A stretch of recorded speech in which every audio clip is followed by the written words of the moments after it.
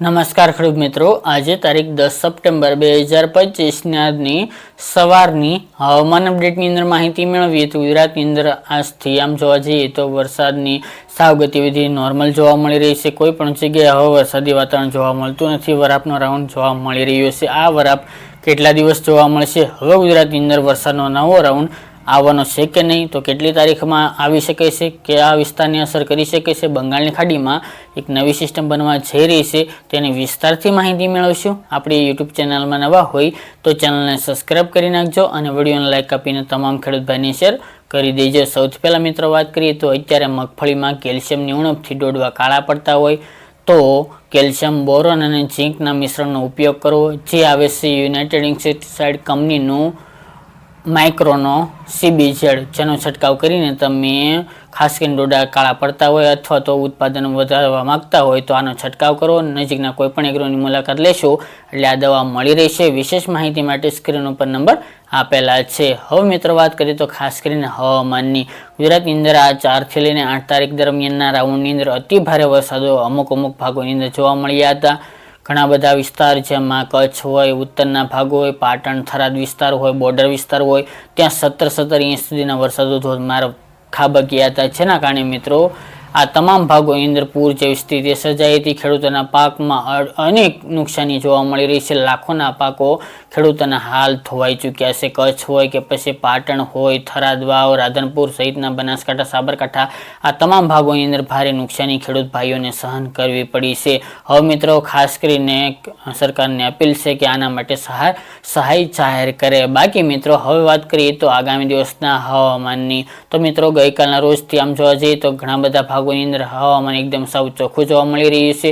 તેમજ મિત્રો હવે ગુજરાતમાં વરસાદની ગતિવિધિ સાવ ઘટી ચૂકી છે। આમ જોવા જઈએ તો આજથી જ સંપૂર્ણપણે સાવ નોર્મલ થઈ ચૂકી છે। મોટાભાગના સમગ્ર ગુજરાતની અંદર હવામાન ચોખ્ખું જોવા મળી રહ્યું છે। આગામી 13-14 તારીખ સુધી ગુજરાતમાં હવામાન પલટાય કે એવી કોઈ સંભાવના જણાતી નથી, કારણ કે 13-14 તારીખ આસપાસ બંગાળના ઉપસાગરમાં એક લો પ્રેશર બની શકે છે, પરંતુ એ હળવું લો પ્રેશર બનશે, એટલે કે સિસ્ટમ બનશે।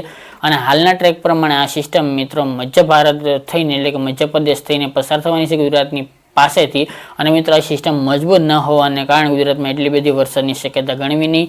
હાલની અપડેટ પ્રમાણે જો આ સિસ્ટમ મધ્યપ્રદેશ થઈને આગળ વધશે ગુજરાત પાસેથી એવી શક્યતા 50% ગણવી, કારણ કે મજબૂત ન હોવાને કારણે આગળ ગતિ પણ ના કરી શકે, તેમજ વરસાદ પણ ન આપી શકે। પરંતુ હાલના વેધર મોડેલ પ્રમાણે વાત કરીએ તો આ સિસ્ટમનો ટ્રેક મધ્યપ્રદેશ થઈને આમ જોવા જઈએ તો રાજસ્થાન, ગુજરાતની નજીકથી પસાર થવાની છે, જેના કારણે ગુજરાતમાં તેની અસર થઈ શકે છે। 50% હાલ સંભાવના ગણવી, આગોતરા તરીકે નોંધ લેવી તો મિત્રો આ સિસ્ટમ ગુજરાત પાસેથી પસાર થશે અને મજબૂત નથી, એના કારણે છૂટાછવાયા વિસ્તારની અંદર રેડા ઝાપટા, હળવા વરસાદ હાલની અપડેટ મુજબ જાણવા મળી રહ્યા છે। આમાં ફેરફારને પ્રાધાન્ય આપીએ છીએ, કારણ કે આમાં ઘણા બધા ફેરફાર થતા હોય છે, સિસ્ટમ ઉપર આધાર હોય છે। તો આ સિસ્ટમ થોડીક અસર જોવા મળશે તો દક્ષિણ ગુજરાતના જિલ્લાઓ હોઈ શકે છે, પૂર્વ ગુજરાત, મધ્ય અને ઉત્તરના એકલ દોકલ ભાગોની અંદર વરસાદની હાલ શક્યતા ગણવી। બાકી મિત્રો સિસ્ટમ મજબૂત હશે અને ગુજરાતમાંથી પસાર થશે તો આની સ્થિતિ અલગ હોઈ શકે છે। બાકી મિત્રો હમણાં ગુજરાતની અંદર આમ જોવા જઈએ તો ધીરે ધીરે હવે ગુજરાતમાંથી ચોમાસાની વિદાય તરફના